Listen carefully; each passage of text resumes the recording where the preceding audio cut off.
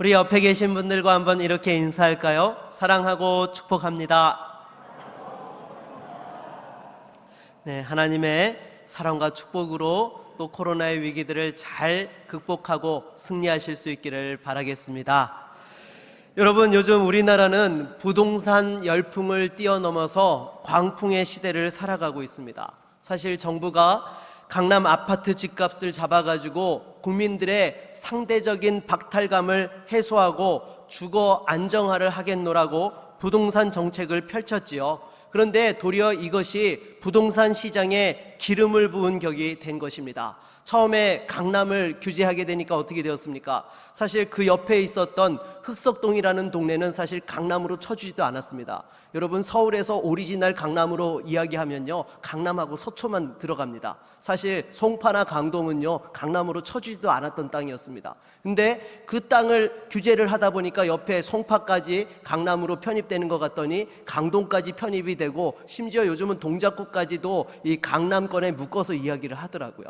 제가 아는 한 형제가 이 흑석동에 아파트를 하나 샀어요. 그런데 이 아파트를 사는 데 있어서 당시에 한 4억에서 5억 정도 사이 돈을 주었던 걸로 제가 알고 있습니다. 4년 전이거든요. 근데 얼마 전에 통화를 했더니 집값이 2배가 됐대요. 네, 그러면서 그때 집을 안 샀더랬으면 자기는 아마 여기서 집을 영영 못 샀을 것 같다라고 그렇게 이야기하는 것을 들은 적이 있습니다.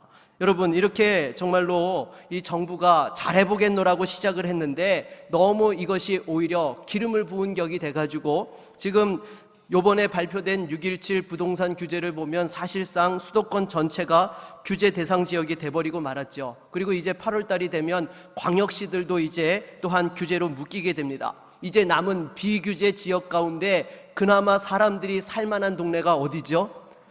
네, 구미예요. 여러분, 어떻게 이렇게 잘하세요? 네, 구미하고 포항이 지금 이 비규제 지역으로 있어가지고요, 지금 벌써부터 외지인들이 이 구미에 있는 아파트들을 싹쓸이하고 있다라는 이야기를 듣고 있습니다. 더욱이 우리 구미가 어떻습니까? 아파트 전세값이랑 매매값이 별 차이가 없어서 소위 갭 투자를 하는 사람들이 아주 이 구미에 지금 엄청나게 몰려오고 있다라고 하는 것입니다.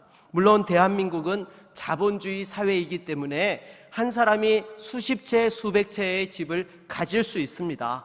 하지만 여러분, 돈이 되는 일이고 법에 하자가 없다라고 해서 다 해도 됩니까? 물론 세상 사람들은 그렇게 할 수 있습니다. 하지만 성도는 세상과 똑같이 살면 안 되죠. 세상과 구별됨이 있어야 되는 것입니다. 왜 그렇습니까? 성도는 이 세상 사람들과 똑같이 살아가는 것 같아도 그 가치와 기준이 다른 사람들이기 때문이죠. 존재 자체가 여러분 다른 거예요. 여러분, 우리는 이미 그 호적이 정말로 이 지옥에서 천국으로 옮겨진 자들인 줄로 믿습니다. 여러분, 우리의 호적은 천국에 있기 때문에 이 세상을 살아가면서도 날마다 삶의 기준과 가치는 세상에 있지 아니하고 하늘나라에 있는 사람들이 바로 저와 여러분들인 것입니다. 그런데 왜 성도들이 이 세상에서 세상과 구별됨이 없이 살아가는 모습들을 보게 되는 것입니까? 그것은 바로 우리가 어떠한 존재라는 사실을 제대로 알지 못하기 때문이죠. 여러분, 우리가 어떻게 하나님의 백성이 되었고 천국 백성이 되게 된 것입니까? 바로 하나님의 독생자 예수 그리스도께서 아낌없이 물과 피를 쏟으시고 저와 여러분을 대신하여 죽어주셨기 때문인 줄로 믿습니다. 바로 그 소중하신 하나님께서 자신의 독생자와 맞바꾼 존재가 저와 여러분인 것이죠. 그렇다면 이러한 사실을 우리가 알고 있다라면 여러분, 세상 사람들이 당장에 돈 한 푼 된다라고 유혹하고 우리를 함께 전대하다만 두자라고 이야기할 때에 여러분 넘어가겠습니까? 분명한 그 믿음의 가치가 있다면 절대 넘어가지 않는 것입니다. 근데 이 사실을 모르니까 그 죄의 유혹 앞에서 쉽게 넘어가고 또한 무릎 꿇고 타협하는 그런 일들이 일어나고 있는 것입니다. 아니요, 여러분, 우리는 하나님의 자녀일 뿐만 아니라 또한 걸어다니는 하나님의 성전인 줄로 믿습니다.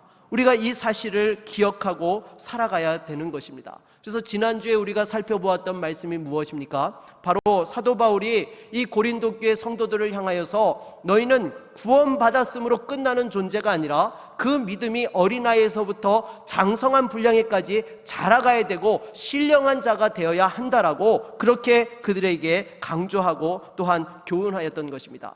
그래서 오늘 우리가 같이 읽은 본문은 그렇다면 우리가 신령한 성도가 되고 믿음 안에서 또한 성장하기 위해서 어떻게 해야 되느냐, 그것에 대해 건축에 빗대어 또한 이렇게 말씀하고 있는 내용인 것입니다. 오늘 본문을 통하여서 우리에게 주시는 교훈을 같이 살펴보기를 원합니다. 그렇다면 먼저 여러분, 건물을 짓는 데 있어서 중요한 요소가 무엇이 있을까요? 네, 제가 전문가가 아니라서 잘 모르겠지만 그래도 크게 세 가지를 꼽아볼 수 있을 것입니다. 첫째는 어떤 자리에 짓느냐. 여러분, 이게 가장 중요한 것이죠. 건물의 가치는요, 어디에 위치해 있느냐에 따라서 그 가치가 달라지게 되는 것입니다. 그리고 두 번째로는 무엇입니까? 어떻게 설계를 하였느냐라는 것이 중요한 것이죠. 아무리 좋은 위치에 있다 하더라도 설계가 제대로 되어지지 않으면 그 가치를 제대로 발휘해낼 수가 없게 되는 것입니다. 그래서 좋은 땅을 확보하는 것도 중요하고 더불어서 설계를 잘하는 것도 중요한 것입니다. 그리고 나서 세 번째로 중요한 것이 무엇입니까? 어떤 재료로 짓느냐라는 것이죠. 어떤 재료로 짓느냐에 따라서 정말로 오래도록 또한 쓰여질 수 있는 건물이 되기도 하고 또한 단기간에 임시적으로 쓰다가 없어지는 건물이 되기도 하는 것입니다. 그래서 제가 서울에 있을 때에 사람들이 아파트를 사면서 이런 이야기를 하는 것을 들은 적이 있었습니다. 아파트 투자에 실패하지 않으려면 이 세 가지를 지켜야 되는데, 첫 번째는 역세권에 있는 아파트를 사야 된다. 두 번째는 1000세대 이상의 대규모 단지의 아파트를 사야지 실패하지 않는다. 세 번째로 초등학교가 옆에 같이 붙어 있어야 된다. 그래야지만 나중에 이 투자 가치도 올라가게 되고 원할 때에 현금으로 바꾸는 것이 손쉽게 이루어질 수 있다. 이런 이야기를 하는 것을 들은 적이 있습니다. 네. 그래서 아까 제가 말씀드렸던 그 형제가 바로 흑성역 옆에 초등학교가 있는 그 아파트, 1000세대가 넘는 아파트를 사가지고 돈을 그렇게 벌었다라는 거예요. 네, 오늘 설교가 부동산 특강처럼 흘러가는데요. 네, 구미에서 집 살 분들도 잘 참고하실 수 있기를 바라겠습니다. 네, 별로 관심이 없으신 것 같아요, 우리 성도님들은. 네. 그렇다면 여러분, 우리가 이 세상에서 집을 갖는 것 정말로 귀하고 소중한 것입니다. 우리 성도님들에게도 다 여러분의 집이 있기를 바라겠습니다. 그런데 우리에게는 그보다도 더 중요한 집이 필요하죠. 무엇입니까? 바로 하늘나라 집이 필요한 줄로 믿습니다. 여러분, 우리에게는 이 땅을 살아가지만 우리가 영원히 살아가야 될 곳은 영원한 하늘나라인 것입니다. 그래서 무엇보다도 우리는 이 세상을 살아가면서 믿음의 집을 지어야 되는 것입니다. 그런데 이 믿음의 집을 잘 짓기 위해서 중요한 것이 무엇일까요? 어디다 지어야 되죠? 바로 예수 그리스도라는 터 위에 우리 믿음의 집을 지어야 하는 줄로 믿습니다. 오늘 10절로 11절 말씀을 같이 한번 읽어보도록 하겠습니다. 같이 읽겠습니다. 내게 주신 하나님의 은혜를 따라 내가 지혜로운 건축자와 같이 터를 닦아두매 다른 이가 그 위에 세우나 그러나 각각 어떻게 그 위에 세울까를 조심할지니라. 이 닦아둔 것 외에 능히 다른 터를 닦아둘 자가 없으니 이 터는 곧 예수 그리스도라. 아멘. 여러분, 바로 우리 믿음의 집은 어디에다 지어야 된다고요? 예수 그리스도를 터로 하여서 우리 믿음의 집을 세워야 되는 것입니다. 절대 다른 터 위에 우리의 믿음의 집을 세워서는 안 된다라는 것입니다. 그런데 여러분, 오늘날 많은 그리스도인들이 믿음의 집을 짓는다고 하면서 예수의 그 터 위에다가 짓는 것이 아니라 세상의 터 가운데에 짓고 있는 그런 모습들을 보게 된다라는 것입니다. 예를 들면 인본주의라든지 세상의 철학이라든지 세상 사람들의 가치관과 상식을 따라서 그 위에다가 또한 믿음의 집을 짓고자 한다라는 거예요. 여러분, 이렇게 하면 어떻습니까? 당장은 정말 보기가 좋고 사람들에게 칭찬받고 인정받게 됩니다. 당장에 여러분 보십시오. 우리가 나가서 예수 그리스도의 복음을 전할 때 하고요, 또한 우리가 세상에 나아가서 독거노인이라든지 소년소녀 가장이라든지 어렵고 힘든 사람들을 도울 때 여러분, 세상에 언제 박수를 쳐줍니까? 전자입니까? 후자입니까? 후자입니다. 여러분, 우리가 어렵고 힘든 이들, 소외된 이들을 돌아보면 세상은 교회가 정말로 가치 있는 일을 하고 그것을 위해서 있어야 된다라고 그렇게들 박수치고 칭찬을 합니다. 아니요, 여러분, 우리가 그 일들을 해야 되는 부분들은 필요하지만 우리는 그것을 위해서 존재하는 사람들이 아닙니다. 바로 예수 그리스도의 복음을 위해서 존재하는 사람들이 바로 저와 여러분들이고 주의 몸된 교회인 줄로 믿습니다. 그러므로 우리가 항상 이 믿음의 집을 어디에 세워야 되느냐? 바로 예수 그리스도의 그 말씀 위에 교회를 세워야 되는 거예요. 여러분, 서구 교회들이 지금 이렇게 파산 지경에 이르게 된 이유가 무엇입니까? 바로 그 교회의 터와 기초를 날려버렸기 때문인 것입니다. 분명히 예수 그리스도의 핏값 위에 세워진 교회요 성도들이었는데 어느 틈엔가 이들이 정말로 세상이 인정하는 선한 일과 헌신적인 것을 예수 그리스도의 믿음의 터라고 착각하기 시작하면서 여러분, 그 서구 교회들이 하나둘 무너지기 시작했다라는 것입니다. 물론 여러분, 우리도 선하고 헌신적인 사람이 되어야 하는 것 맞습니다. 그런 사람들을 길러내야 됩니다. 하지만 여러분, 그 자체가 우리의 목적입니까? 그렇지 않습니다. 우리는 복음을 위하여서 착하고 선한 사람들을 길러내야 되고 헌신된 사람들을 세우는 것인 것입니다. 여러분, 다시 한번 우리가 정말 무엇의 기초 위에 지금 믿음의 집을 짓고 있는지 우리 자신을 돌아볼 수 있기를 바라겠습니다. 그래서 여러분, 항상 우리가 신앙생활을 하면서 내가 믿음의 직분이 어떠한 것을 얻었고 또한 정말로 믿음의 3대, 4대, 5대의 그러한 모태신앙의 집안에서 있다라는 것을 자랑하기에 앞서서 여러분, 정말로 내 믿음의 기초가 예수 그리스도 위에 서 있는지 우리 자신을 끊임없이 돌아보고 점검할 때만이 우리는 제대로 된 집을 세울 수 있는 것입니다. 만일 이 터 위에 세우지 않고 다른 곳에 세우게 되면 어떻게 됩니까? 환난과 풍파가 올 때에 그 집은 흔적도 없이 사라지게 되는 것입니다. 우리 주님께서도 말씀하지 않으셨습니까? 모래 위에 집을 지으면 그 창수가 나고 폭풍우가 몰아칠 때에 흔적도 없이 사라진다라고 말씀하셨습니다. 여러분, 무엇보다도 반석 대신 예수 그리스도 위에 믿음의 집을 세워갈 수 있는 저와 여러분 모두가 될 수 있기를 주의 이름으로 축원합니다. 계속해서 오늘 본문 12절로 13절 말씀을 같이 한번 읽어볼까요? 같이 읽겠습니다. 만일 누구든지 금이나 은이나 보석이나 나무나 풀이나 짚으로 이 터 위에 세우면 각 사람의 공적이 나타날 터인데 그 날이 공적을 밝히리니 이는 불로 나타내고 그 불이 각 사람의 공적이 어떠한 것을 시험할 것임이라. 아멘. 여러분, 사도 바울은 이 믿음의 집을 세우는 데 있어서 어떤 재료로 짓느냐라는 것을 지금 이야기하고 있는 것입니다. 크게 6가지 재료를 이야기했죠. 금과 은과 보석과 나무와 풀과 짚으로 이 집을 짓는다라고 이야기를 하고 있습니다. 그런데 여러분, 이 6가지 재료는 실로 여러분 어떻게 구분해 볼 수 있습니까? 2종류로 나눌 수 있는 거예요. 불에 타는 것이냐, 불에 타지 않는 것이냐. 금은 보석은요, 불에 타지 않는 것이고요. 이 나무나 풀이나 짚은 불에 손쉽게 타서 흔적도 없이 사라져버리는 그러한 재료들인 것이죠. 그런데 여러분, 이처럼 여러분 우리가 재료를 짓는 데 있어서 어떠한 재료를 사용하느냐라는 이 비유에 대해서 어떤 사람들은 이것을 성도들의 성품과 행실로 보려고 합니다. 그래서 금이나 은이나 보석 같은 성품과 행실을 우리가 가져야지 나무나 풀이나 집 같은 성품과 행실을 가져서는 안 된다라고 이렇게 해석을 하기도 합니다. 물론 맞습니다. 은혜로운 해석인 거예요. 그런데 오늘 사도 바울이 계속해서 말씀하고 있는 문맥을 따라서 지금 이 재료들에 대해서 해석을 해보면요, 금이나 은이나 보석을 재료로 삼는다라는 것이 무엇입니까? 바로 하나님의 지혜와 하나님의 말씀을 의지하는 것을 이야기하고 있는 것입니다. 여러분, 반면에 나무나 풀이나 짚은 무엇을 가리킬까요? 세상의 지혜, 사람들의 기준을 이야기하고 있는 거예요. 그러기에 여러분, 우리가 이 믿음의 집을 세우는 데 있어서도요, 다시 한번 세상의 지혜가 아니라 하나님의 지혜로 세워야 되는 거예요. 그러기에 18절로 20절 말씀을 보면 무엇이라고 말씀하고 있습니까? 우리 한번 같이 읽어볼까요? 같이 읽습니다. 아무도 자신을 속이지 말라. 너희 중에 누구든지 이 세상에서 지혜 있는 줄로 생각하거든 어리석은 자가 되라. 그리하여야 지혜로운 자가 되리라.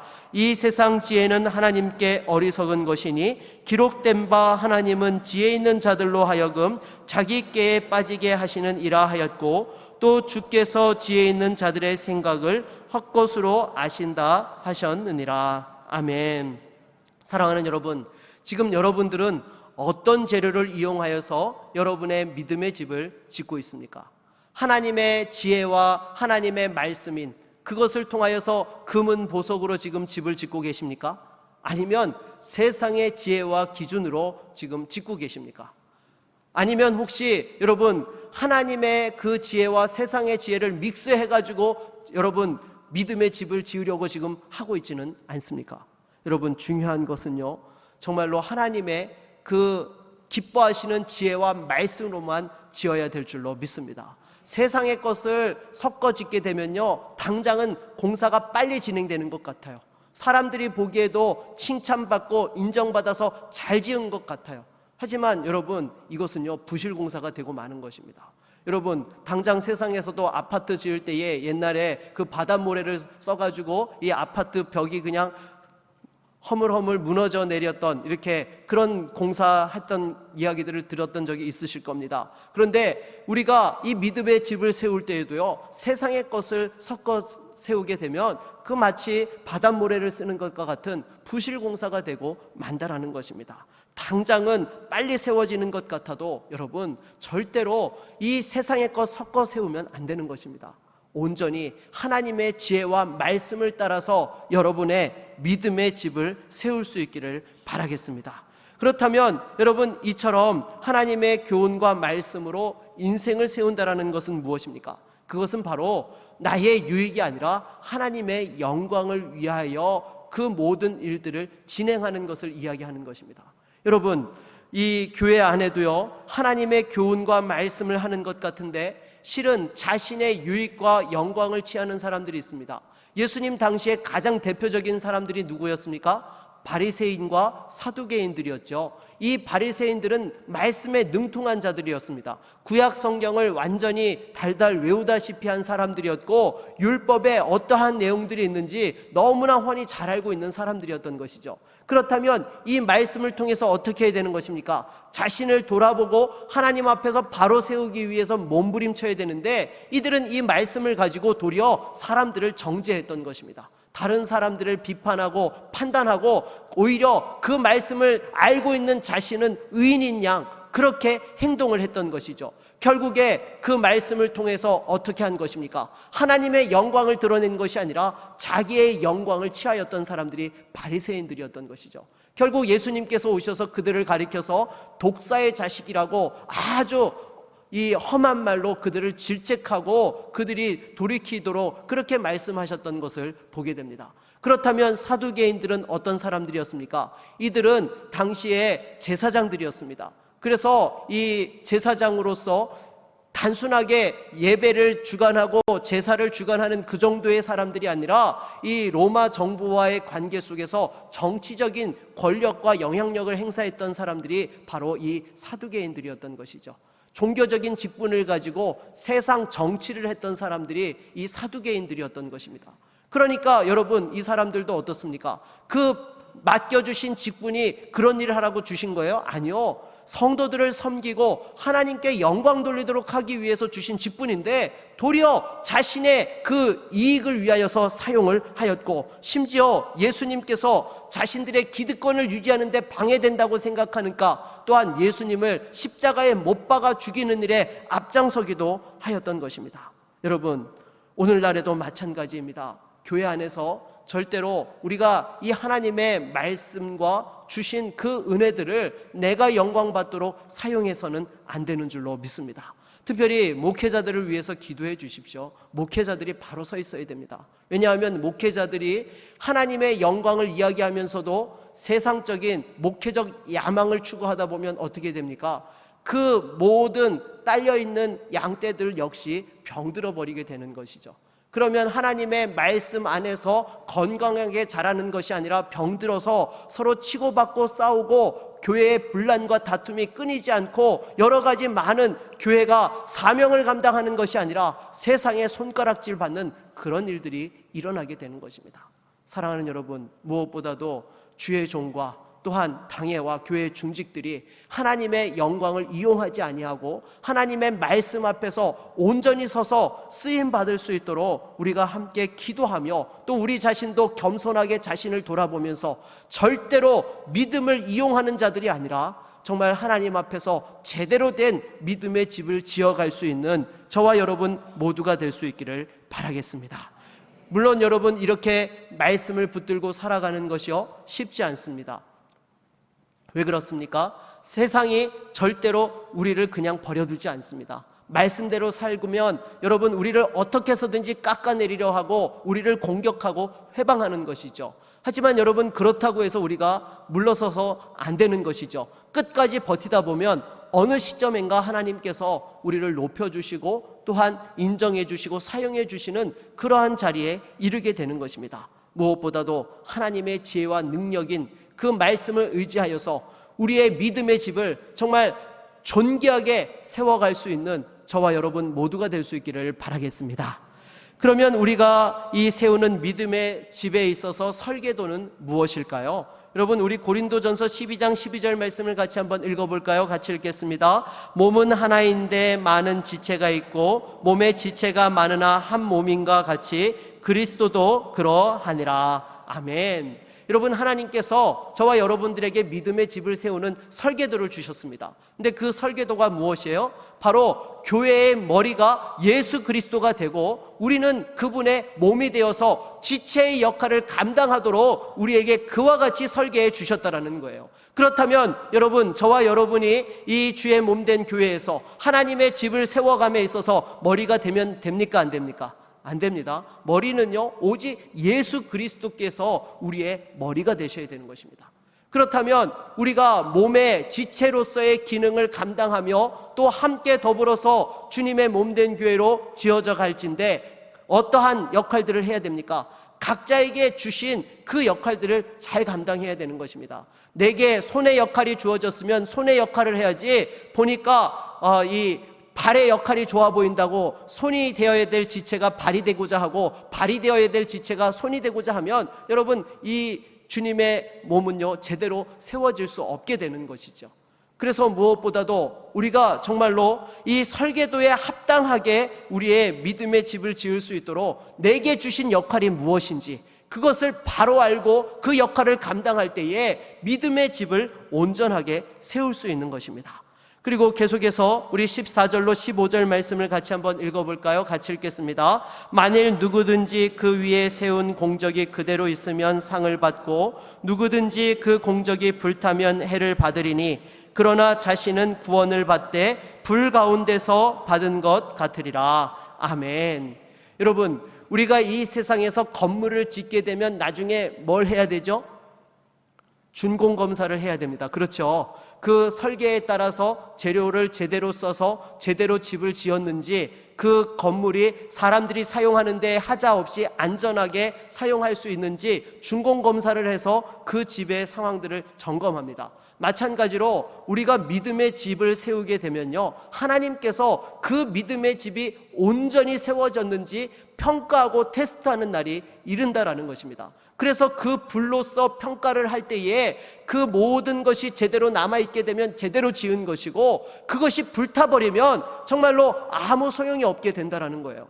하지만 여러분, 우리가 믿음의 집을 짓다가 잘못해서 불에 다 타버렸다고 해서 우리의 구원이 취소됩니까? 안 됩니까? 네, 취소되지 않습니다. 여러분, 구원은요 절대로 취소되지 않는 것입니다. 제가 어렸을 때 아마 80년대로 제가 기억을 하는데요, 뉴스에서 보는데 목욕탕에 불이 났다라고 하면서 이 참고 화면을 비춰주는데 보니까 목욕탕에서 사다리로 탈출하는 사람을 카메라로 이렇게 비춰주더라고요. 네, 뒷모습입니다. 물론 요즘 같으면은 다 모자이크 처리해가지고 그런 거 개인 정보 보호한다고 안 보여줄 텐데 그때만 하더라도 이렇게 뒷모습을 이렇게 멀리에서 잡아가지고 비춰주는 그런 것을 제가 본 적이 있습니다. 그래서 제가 보면서 저 사람들 정말 창피할 텐데 어떻게 저렇게 나올 수 있을까? 근데 가만 생각해 보니까 어때요? 살려면 어쩔 수 없는 거예요. 그렇잖아요, 여러분. 목욕탕에 불이 나가지고 지금 그 창문으로 탈출하지 않으면 죽을 판인데 여러분, 옷 가지러 갈 시간이 어디 있습니까? 거기에 있으면 어떻게 돼요? 죽잖아요. 살기 위해서는 어쩔 수 없이 모든 이 창피함과 수치를 무릅쓰고 사다리 타고 내려와야 되는 것입니다. 여러분, 그런데 우리가 믿음의 집을 짓다가 세상의 것을 섞어 짓게 되면 나중에 그와 같은 구원을 받게 된다라는 것입니다. 물론 우리가 구원을 받아요. 구원을 받지 않는 것과 받는 것은 하늘 땅 차이입니다. 지옥에 가는 것과 천국에 가는 것은 완전히 다른 것이죠. 그런데 우리가 이왕에 신앙생활하고 주님의 영광을 위해 살겠노라고 믿음으로 몸부림쳤으면 이왕이면 하나님 앞에서 칭찬받고 인정받으며 그 온전한 믿음의 집으로 주님을 만나야지, 정말 불타버려서 벌거벗은 것과 같은 모습으로 주님을 배워야 된다면 얼마나 우리 또한 부끄러운 사람들이 되겠습니까? 사랑하는 여러분, 다시 한번 우리가 이 땅을 살아가면서 믿음 생활하면서 부끄러운 구원이라도 받아야 되지만 무엇보다도 하나님 앞에서 온전한 믿음을 집을 세워서 존귀한 구원을 받는 저와 여러분 모두가 될 수 있기를 바라겠습니다. 계속해서 16절 말씀을 같이 한번 읽어보도록 하겠습니다. 16절입니다. 너희는 너희가 하나님의 성전인 것과 하나님의 성령이 너희 안에 계시는 것을 알지 못하느냐. 아멘. 여러분, 우리는 보통 성전이라고 하게 되면 건물을 생각을 합니다. 실제로 구약시대에 예루살렘에 예루살렘 성전이 위치해 있었던 것이죠. 그런데 사도 바울은 무엇이라고 말씀하고 있습니까?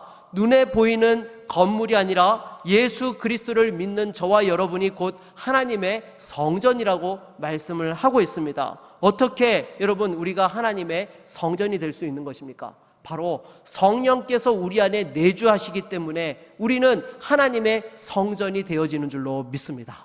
그렇다면 여러분, 하나님께서는 이 제약된 것들과 함께 거하실 수 있습니까? 없습니까? 없으십니다. 하나님께서는 공의로우신 분이시기 때문에 절대 어떠한 제약과도 함께 자리하실 수 있는 분이 아니세요. 그렇다면 여러분, 우리 안에 성령께서 거하실 수 있는 것이 맞습니까? 틀립니까? 우리의 인간의 죄성된 모습으로 본다면 성령이 거할 수 없지요. 그런데 어떻게 성령이 우리 안에 거하게 되신 것입니까? 바로 예수 그리스도의 보혈로 말미암은 줄로 믿습니다. 우리의 죄악들을 다 덮어주시고 또한 용서해 주셨기 때문에 우리의 육신에 연약함이 있다 할지라도 성령께서 우리 안에 내주하셔서 우리를 하나님의 성전 삼으시고 존귀한 믿음의 자녀들로 우리를 삼아 주신 줄로 믿습니다. 그렇다면 여러분, 우리가 이처럼 하나님이 거하시는, 성령이 거하시는 성전이 되었다는 것에만 만족하고 세상에서 제약된 모습으로 살아가면 됩니까? 안 됩니까? 안 됩니다. 하나님이 거하시는 성전다운 그런 믿음의 삶을 살아야 되는 것이죠. 그래서 사도 바울은 고린도후서 4장 7절을 보게 되면 우리가 이 보배를 질그릇에 가졌으니 이는 심히 큰 능력은 하나님께 있고 우리에게 있지 아니함을 알게 하려 함이라 라고 이렇게 말씀하였던 것입니다. 여러분, 우리를 가리켜서 뭐라고 이야기해요? 질그릇이라고 이야기합니다. 질그릇의 특징이 무엇입니까? 쉽게 깨어져 버리는 것이죠. 집어 던지면 질그릇은요 산산조각 나고 마는 것입니다. 이렇게 보잘것없는 존재에 정말로 성령께서, 보배로운 하나님께서 우리 가운데 거하시는 그러한 하나님의 성전으로 우리를 만들어 주셨다는 것입니다. 사랑하는 여러분, 다시 한번 정말로 우리가 이 소중한 보배를 간직하고 살아가는 것을 감사하며 믿음에 합당한 삶을 살아가는 저와 여러분들이 될 수 있기를 바라겠습니다. 교회도 마찬가지입니다. 여러분, 교회도요 세상 사람들이 볼 때에는요 정말 엉터리같이 생각을 합니다. 교회 다닌다라고 하면 요즘 우습게 여기는 그런 모습들도 보게 됩니다. 그런데 여러분, 교회가 정말로 그렇게 보잘것없습니까? 겉모습은 보잘것없을 수 있어요. 하지만 교회 가운데에 하나님의 말씀이 있고 하나님의 성령의 은혜와 역사가 있기 때문에 교회는 소중하고 귀한 믿음의 공동체가 되어지는 줄로 믿습니다. 그런데 이러한 교회에 대하여서 어떤 사람들은 이런 이야기를 해요. 예수는 좋고 하나님의 말씀도 좋지만 그 교회에 문제가 많아서 성도들끼리, 교인들끼리 싸우는 모습 보기 싫어서 자기는 교회에 나가지 않는다라고 그렇게 이야기를 하는 사람들이 있습니다. 그리고 요즘에 인터넷에 얼마나 좋은 설교와 성경 강의들이 많은지 그것만 봐도 평생을 봐도 부족할 만큼의, 정말 다 못 볼 만큼의 그러한 내용들이 있기 때문에 자기는 굳이 교회 가서 스트레스 받고 싶지 않다라는 거예요. 세상에서 받는 스트레스로 족하다라고 그렇게 이야기하는 사람들이 있습니다. 여러분, 이것이 맞습니까? 틀립니까? 틀립니다. 왜 그렇습니까? 이것은 하나님 기뻐하시는 방법이 아닌 것이죠. 우리가 부족하고 연약하지만 함께 세워져 갈 때에 우리 주님께서 그것을 기뻐하시는 것입니다. 그럴 때에 여러분, 영적인 그 믿음의 출산들을 하게 되어지고 영적인 세대들이 끊임없이 이어져 갈 수 있게 되는 것입니다. 사랑하는 여러분, 정말 우리 옆에 있는 분들이요, 때로 부족하고 연약한 모습이 있다 할지라도 우리가 함께 주 안에서 세워져 가도록 허락해 주신 믿음의 지체라는 사실을 기억하고 함께 손잡고 이 사명을 이루어갈 수 있는 저와 여러분 모두가 될 수 있기를 바라겠습니다. 마지막으로 17절 말씀을 같이 한번 읽어보도록 하겠습니다. 17절입니다. 누구든지 하나님의 성전을 더럽히면 하나님이 그 사람을 멸하시리라. 하나님의 성전은 거룩하니 너희도 그러하니라. 아멘. 여러분, 하나님의 성전을 더럽히면 어떻게 하신다고요? 멸하신다라고 말씀하고 있습니다. 무서운 말씀인 것이죠. 왜 지금 사도 바울이 고린도 교회 성도들에게 이 말씀을 하고 있는 것입니까? 바로 고린도 교회 성도들 가운데에 바로 이와 같이 세상에 제약된 것으로 하나님의 성전을 더럽히고 분란을 일으키고 여러 가지 다툼과 또한 그 모든 성도들의 신앙에 유익하지 않은 모습들을 보였기 때문에 이와 같은 말씀을 하고 있는 것입니다. 여러분, 이것은요 오늘날에도 여전히 유효한 말씀이죠. 하나님의 심판은요 마지막 때에 예수님의 재림과 더불어서 이루어집니다. 하지만 하나님이 보시기에 영 아니다라고 하면 그 전에도 심판을 행하실 수 있죠. 어떻게 해요? 그 영혼을 지금 당장이라도 부르시면 그 사람에게는 그것으로 모든 것이 끝나버리게 되는 것입니다. 그래서 더 이상 그 해악을 끼치지 못하도록 그렇게 정리하는 절차를 하나님께서 밟으실 때가 있다라는 것입니다. 여러분, 우리 하나님은요 독생자 예수 그리스도를 아낌없이 내어주신 사랑의 하나님이시지만 동시에 그 죄악에 대해서는 불꽃 같은 두 눈으로 심판하시고 또한 그것을 다루시는 공의의 하나님이심을 우리는 잊지 말아야 될 줄로 믿습니다. 여러분, 다시 한번 이 세상의 술수와 자랑으로 교회를 허무는 자들이 아니라 정말 하나님 기뻐하시는 믿음의 원리를 따라서 말씀으로써 예수 그리스도의 터 위에서 아름다운 집을 지어갈 수 있는 저와 여러분 모두가 되기를 바라겠습니다. 말씀을 맺겠습니다. 여러분, 우리는 하나님이 거하시는 성전입니다. 하나님 거하시는 성전에 합당하게 지어져 가야 되는 것입니다. 그러기 위해서는 항상 우리가 예수 그리스도의 터 위에 믿음의 집을 짓고 있다는 사실과 더불어서 하나님이 주신 그 설계도를 따라서 우리가 집을 지어가며 또한 주신 그 재료를 통하여서 온전하게 또한 그 집을 완성해야 된다는 사실을 기억하고 다시 한번 우리에게 주신 사명을 감당하며 쓰임받을 수 있는 저와 여러분 모두가 될 수 있기를 주의 이름으로 축원합니다.